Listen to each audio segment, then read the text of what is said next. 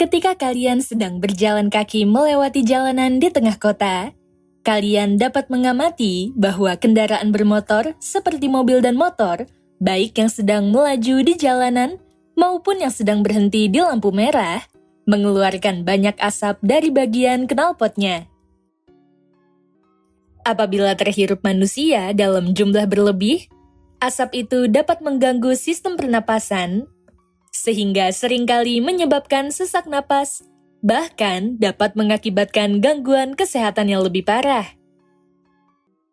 Asap tersebut ternyata dihasilkan dari proses pembakaran bensin yang merupakan salah satu bahan bakar fosil yang paling banyak digunakan sebagai bahan bakar kendaraan bermotor. Asap merupakan gas buang hasil pembakaran yang terdiri dari berbagai gas, seperti gas karbon monoksida dan gas karbon dioksida. Selain berbahaya bagi kesehatan manusia, gas buang hasil pembakaran bahan bakar fosil juga dapat mengakibatkan dampak yang buruk bagi lingkungan. Apa saja dampak pembakaran bahan bakar fosil terhadap kesehatan manusia dan lingkungan? Mari kita simak pembahasannya berikut ini. Secara umum, reaksi pembakaran bensin dalam mesin kendaraan bermotor tidak ada yang 100% sempurna. Artinya, pasti akan terjadi pembakaran tidak sempurna yang mengakibatkan munculnya gas buang yang berbahaya dan partikel-partikel halus disebut sebagai partikulat. Contohnya, senyawa isoktana yang terdapat pada bensin akan mengalami reaksi pembakaran sempurna dan tidak sempurna sebagai berikut. Reaksi pembakaran tidak sempurna adalah sebagai berikut. Pada proses pembakaran sempurna senyawa hidrokarbon, akan dihasilkan gas karbon dioksida dan uap air. Sementara itu, pada proses pembakaran tidak sempurna senyawa hidrokarbon, akan dihasilkan gas karbon monoksida, uap air, dan zat sisa pembakaran berupa partikular karbon yang disebut jelaga. Selain itu, adanya tambahan senyawa adiktif untuk meningkatkan bilangan oktan bensin, seperti tel atau tetraethyl mengakibatkan terbentuknya partikular timbal selama proses pembakaran bensin. Mengakibatkan terbentuknya partikulat timbal selama proses pembakaran bensin. Perlu kita ingat bahwa dalam bahan bakar fosil seperti bensin juga terdapat kandungan belerang dan nitrogen. Adanya kandungan belerang dan nitrogen ini mengakibatkan terbentuknya senyawa oksida belerang dan senyawa oksidasi nitrogen saat terjadinya proses pembakaran. Hal ini menunjukkan bahwa pembakaran bensin ternyata dapat menghasilkan berbagai macam gas buang dan partikulat yang berbahaya bagi kesehatan manusia dan lingkungan. Contohnya, gas karbon monoksida, oksida belerang, oksida nitrogen, partikulat timbal, partikulat karbon, dan karbon dioksida.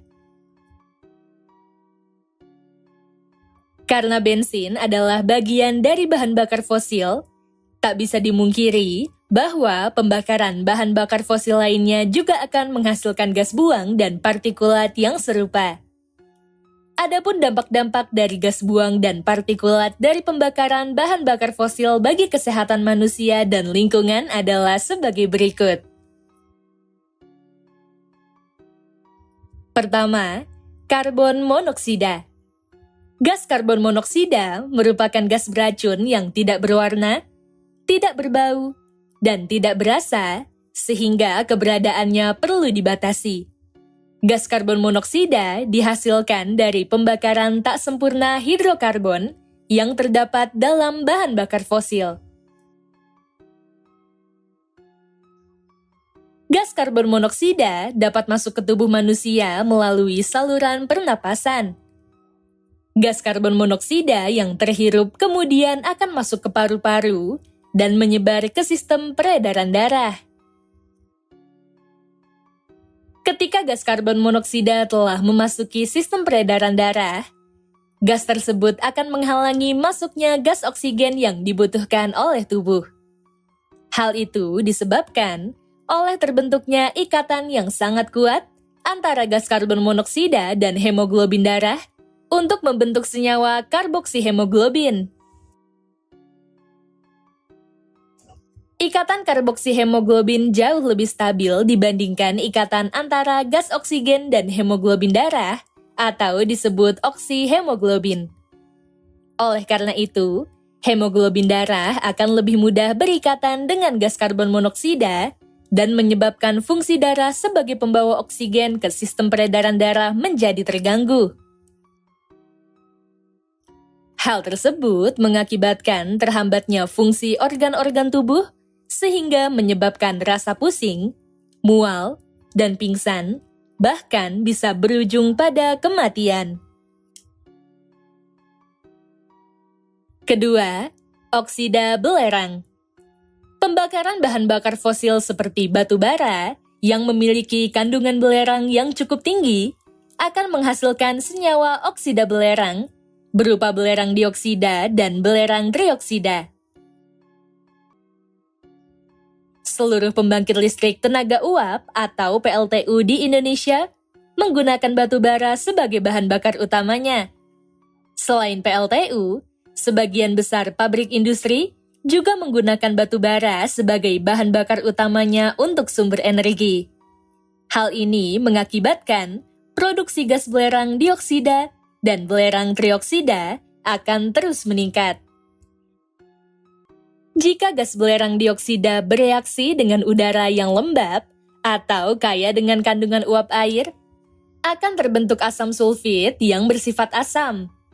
Persamaan reaksi antara gas belerang dioksida dan uap air adalah sebagai berikut.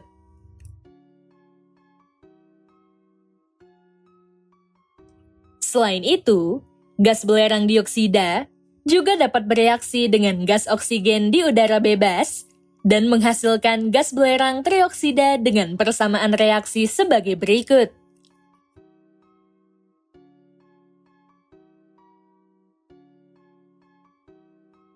Sementara itu, jika gas belerang trioksida bereaksi dengan udara yang lembab atau kaya dengan uap air, akan terbentuk asam sulfat yang bersifat lebih asam dan lebih berbahaya dibandingkan asam sulfit. Persamaan reaksi antara gas belerang trioksida dan air adalah sebagai berikut.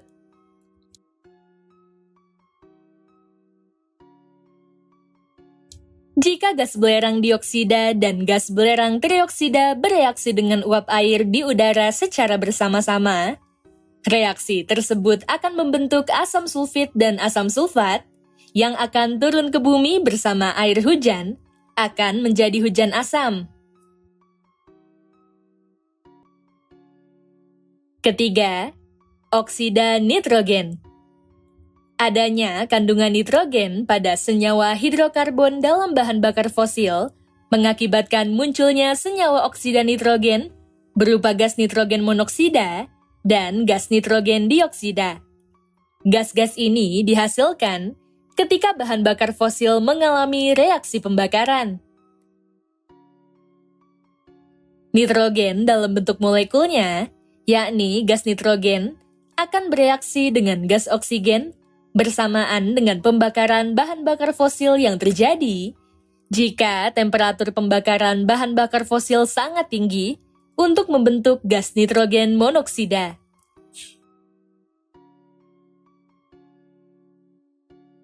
Selanjutnya, gas nitrogen monoksida yang dihasilkan dapat bereaksi dengan gas oksigen di udara bebas dan mengalami reaksi oksidasi sehingga menghasilkan gas nitrogen dioksida. Senyawa oksida nitrogen di udara tidak beracun secara langsung untuk manusia.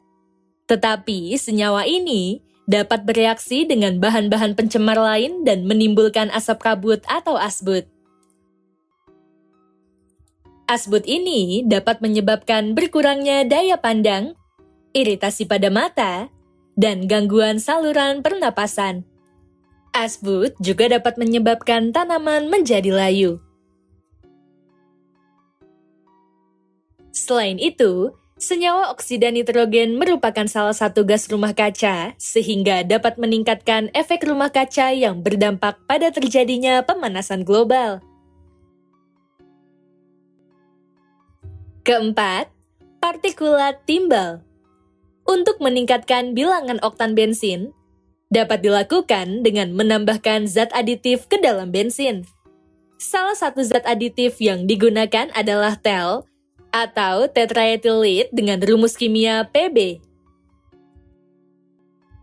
Akan tetapi, saat terjadinya proses pembakaran bensin, partikel-partikel timbal pada TEL yang terdapat di dalam bensin akan terlepas ke udara dalam bentuk partikulat timbal. Adapun partikulat-partikulat timbal yang dihasilkan mengandung senyawa-senyawa seperti timbal bromida klorida, timbal karbonat, timbal oksida, timbal klorida, timbal hidroksi klorida, dan timbal bromida. Jika partikulat timbal terhirup manusia dan masuk ke sistem peredaran darah, hal tersebut akan mengakibatkan beberapa gangguan, seperti kerusakan sumsum tulang belakang, sehingga pembentukan hemoglobin darah terganggu, kerusakan sel otak, iritasi saluran pernapasan, bahkan kematian. Kelima, partikulat karbon. Partikulat karbon atau jelaga adalah partikel yang sangat halus sehingga dapat masuk ke paru-paru manusia.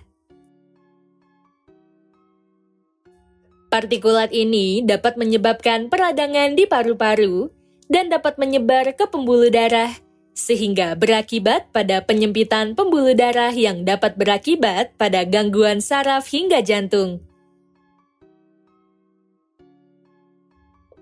Keenam, karbon dioksida. Karbon dioksida adalah gas tak berwarna, tak berbau, dan mudah larut dalam air. Gas karbon dioksida diperoleh dari pembakaran sempurna senyawa hidrokarbon dalam bahan bakar fosil. Berbeda dari gas karbon monoksida, gas karbon dioksida tidak dapat membentuk ikatan dengan hemoglobin dalam darah, sehingga tergolong gas yang tidak berbahaya dibandingkan gas karbon monoksida. Walaupun begitu, paparan gas karbon dioksida yang terlalu tinggi dapat mengakibatkan mual, pusing, dan sakit kepala.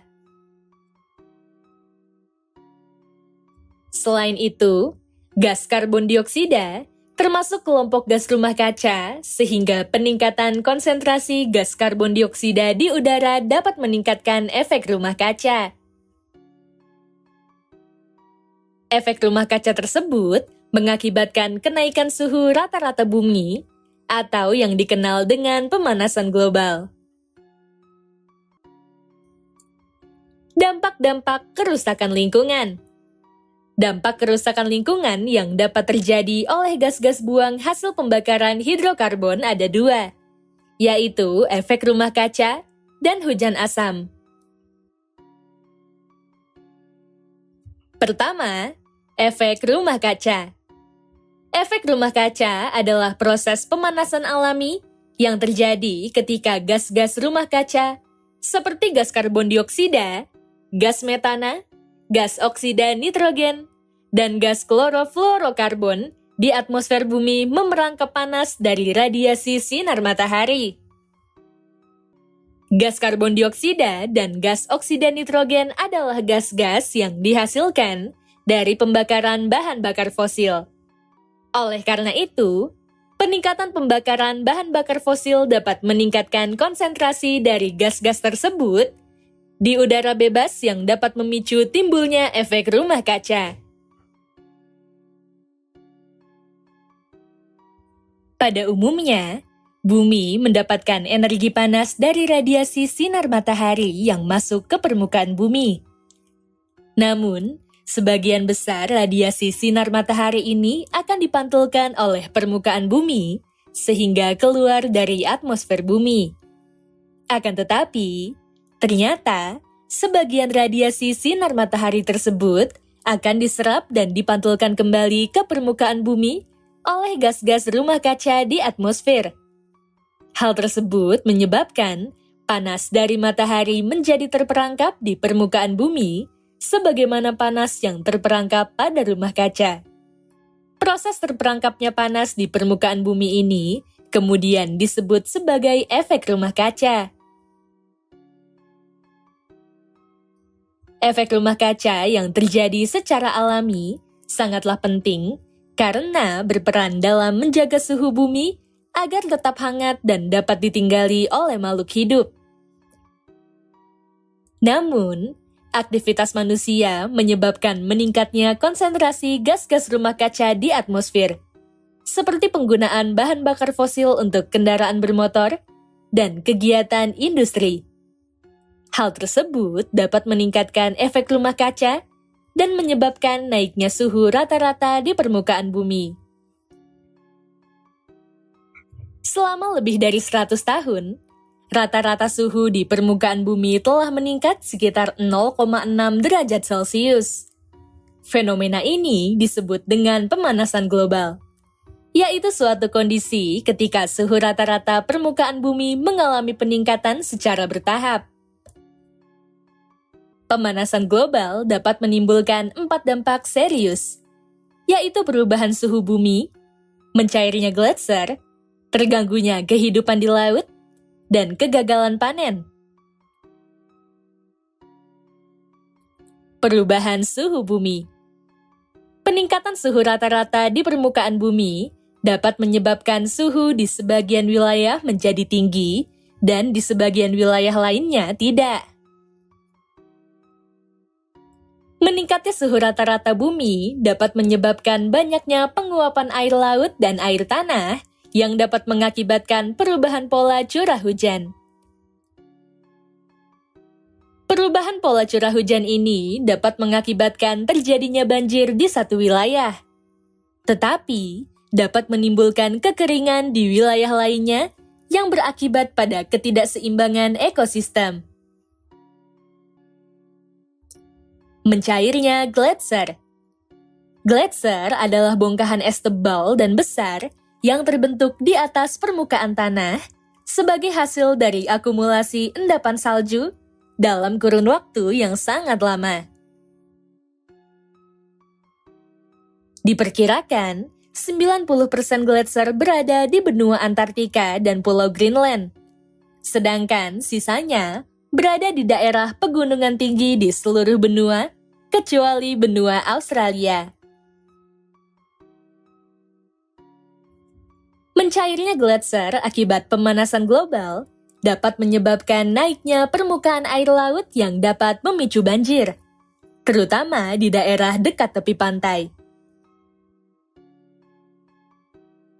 Mencairnya gletser juga dapat mengakibatkan terganggunya ekosistem dan hewan-hewan yang tinggal di dalamnya, seperti makin berkurangnya populasi beruang kutub.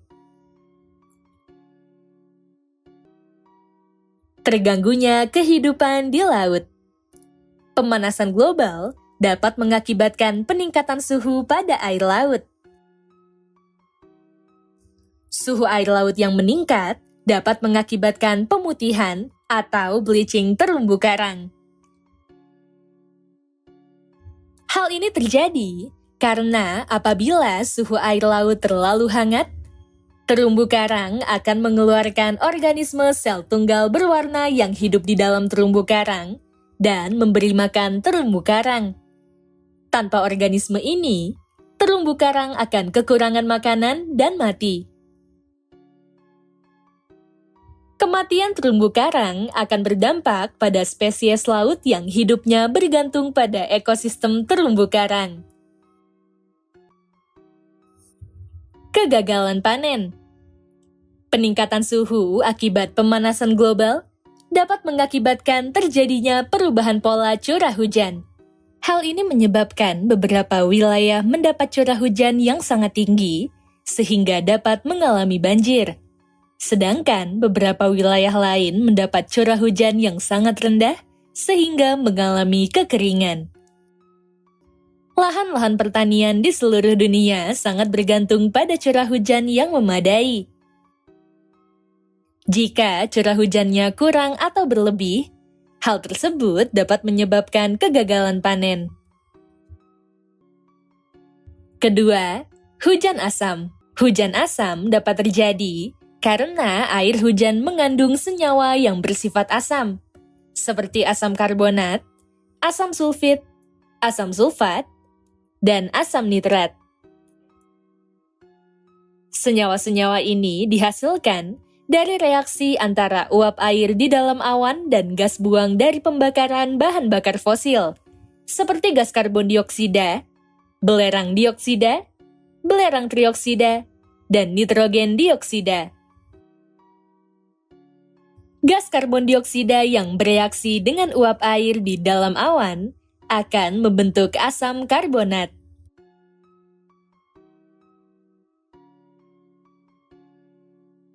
Gas belerang dioksida dan belerang trioksida akan bereaksi dengan uap air yang terdapat di dalam awan untuk membentuk senyawa asam sulfit dan asam sulfat.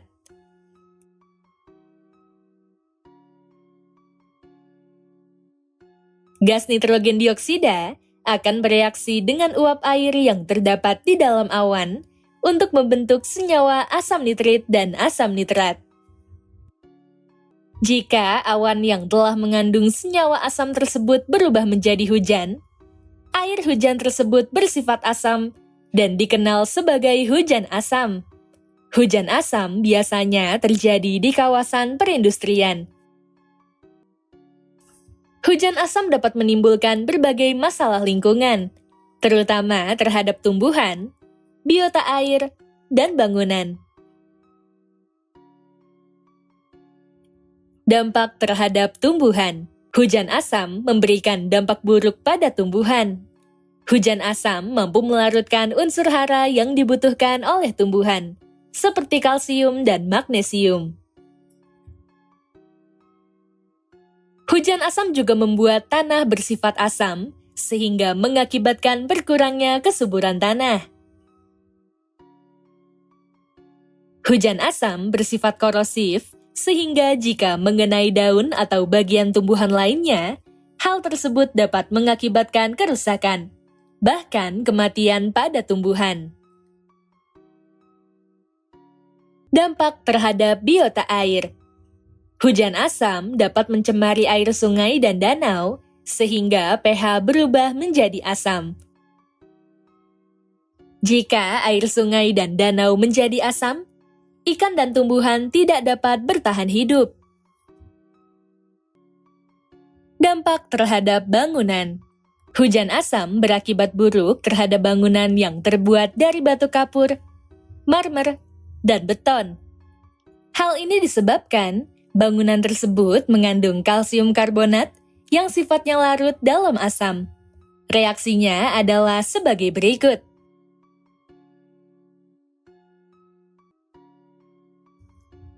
Cara mengatasi dampak negatif pembakaran bahan bakar fosil. Dampak negatif pembakaran bahan bakar fosil cukup besar. Oleh karena itu, diperlukan upaya untuk mengatasi dampak-dampak tersebut.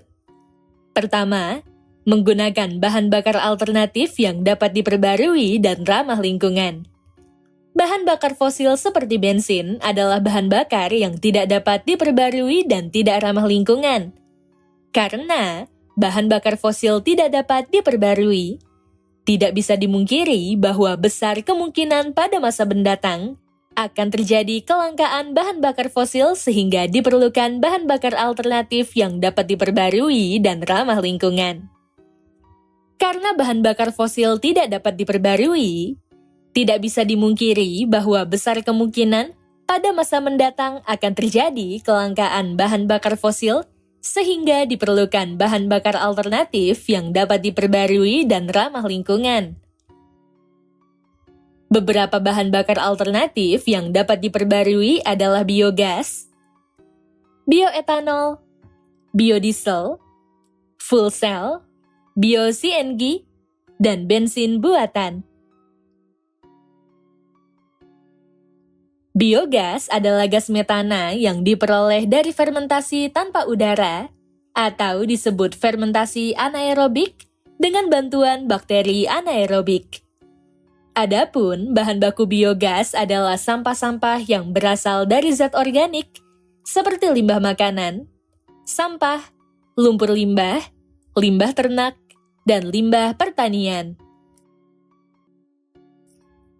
Karena bahan baku biogas berasal dari bahan-bahan alami, mudah diperoleh, dan bernilai ekonomis rendah, biogas termasuk bahan bakar alternatif yang dapat diperbarui dan ramah lingkungan.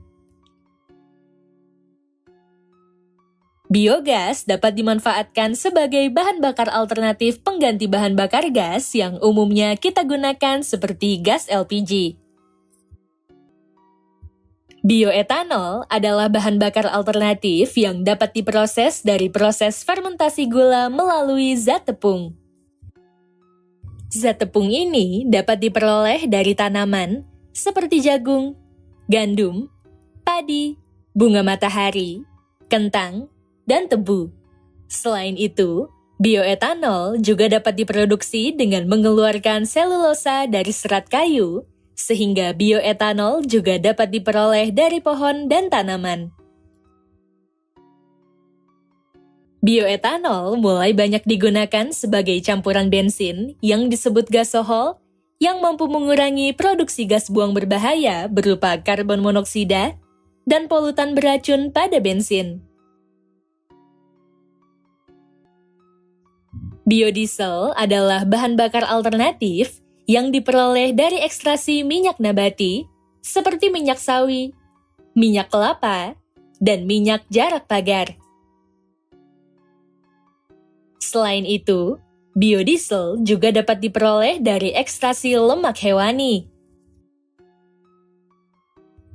Biodiesel dikenal memiliki kandungan belerang yang rendah, sehingga lebih ramah lingkungan.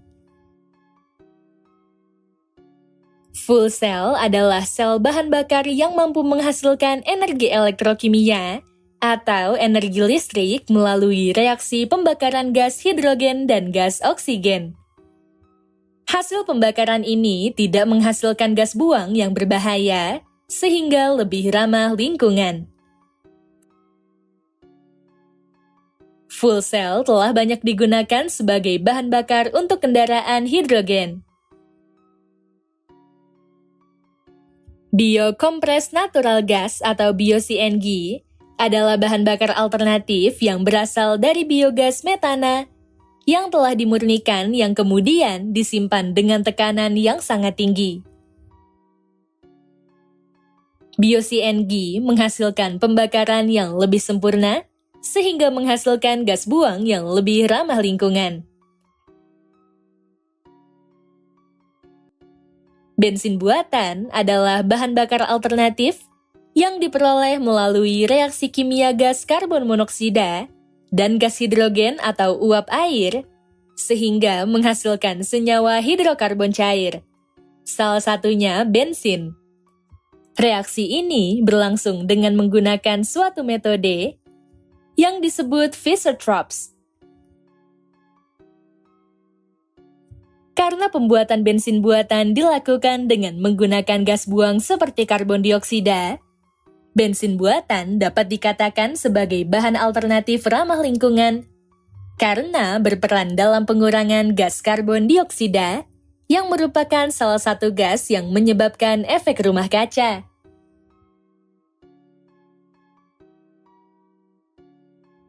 Kedua, menggunakan teknologi mesin Electronic Fuel Injection atau EFI.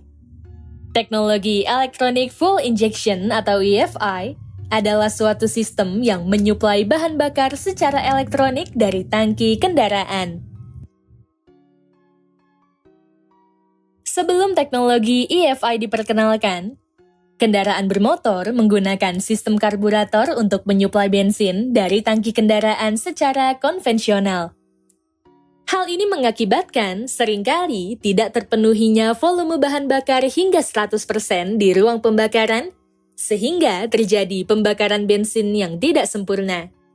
Jika dibiarkan, hal ini dapat mengakibatkan kerusakan pada mesin. Teknologi EFI dirancang secara khusus untuk menyuplai bensin ke dalam ruang bakar kendaraan secara optimal, sekaligus mengontrol jumlah udara yang diisap agar reaksi pembakaran yang terjadi di dalam tangki pembakaran adalah reaksi pembakaran yang sempurna.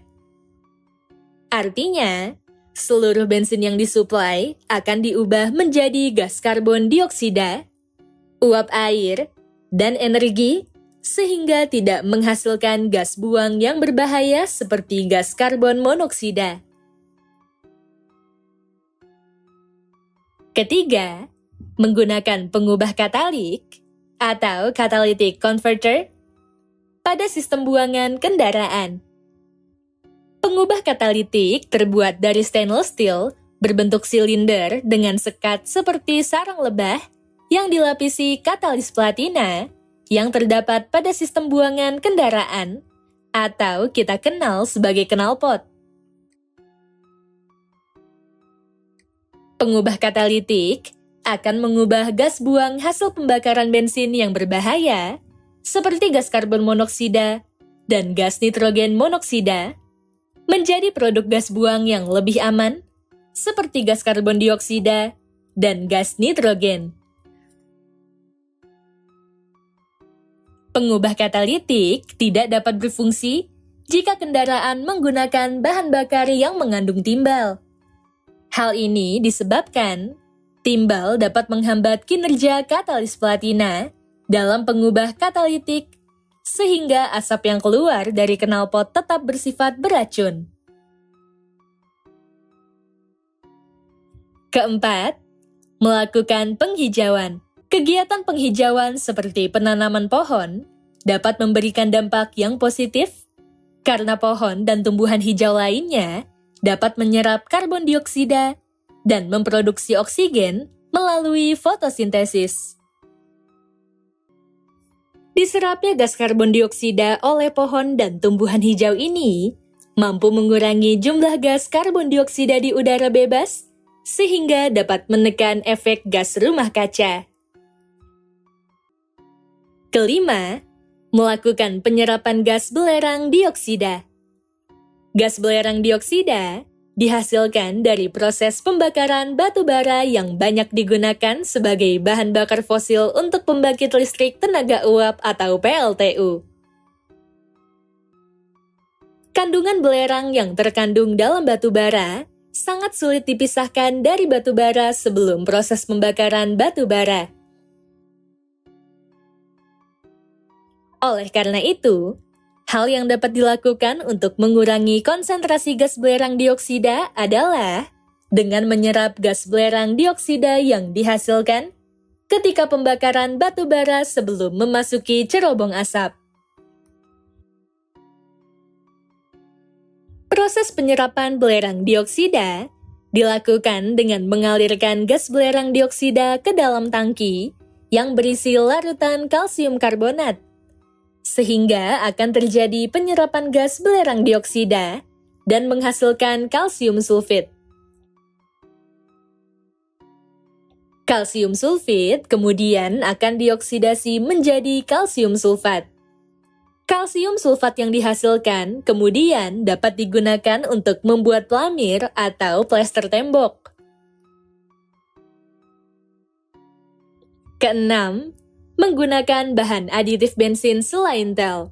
Adanya senyawa tel yang ditambahkan pada bensin untuk meningkatkan nilai oktan, ternyata berakibat pada terbentuknya partikulat timbal ketika pembakaran bensin. Untuk menghindari terbentuknya partikulat timbal selama proses pembakaran bensin, sangat disarankan untuk menggunakan bahan aditif selain tel untuk meningkatkan angka oktan pada bensin. Salah satu zat aditif yang telah banyak digunakan untuk menggantikan tel adalah methyl tertiary butyl ethyl atau disingkat MTBE. MTBE adalah senyawa eter yang terdiri atas gugus metil dan tersier butil dengan rumus molekul C5H12O. Karena MTBE tidak mengandung timbal, dapat dipastikan bahwa penambahan MTBE pada bensin untuk meningkatkan nilai oktannya tidak akan menghasilkan partikulat timbal selama proses pembakaran bensin. Poin-poin penting pada pembelajaran kali ini adalah sebagai berikut. Pertama, penggunaan bahan bakar fosil secara langsung atau tidak langsung mengakibatkan berbagai dampak negatif terhadap lingkungan dan kesehatan manusia. Kedua, pembakaran bahan bakar fosil dapat menghasilkan gas karbon monoksida, oksida sulfur, oksida nitrogen, partikulat timbal, partikulat karbon, dan karbon dioksida. Ketiga, upaya-upaya yang dapat dilakukan untuk mengatasi berbagai dampak negatif yang disebabkan oleh pembakaran bahan bakar fosil adalah sebagai berikut. Memproduksi bahan bakar alternatif yang dapat diperbarui dan ramah lingkungan.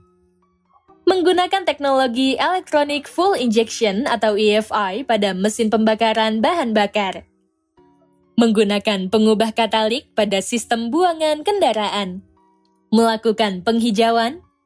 Melakukan penyerapan gas belerang dioksida. Menggunakan bahan aditif bensin selain tel.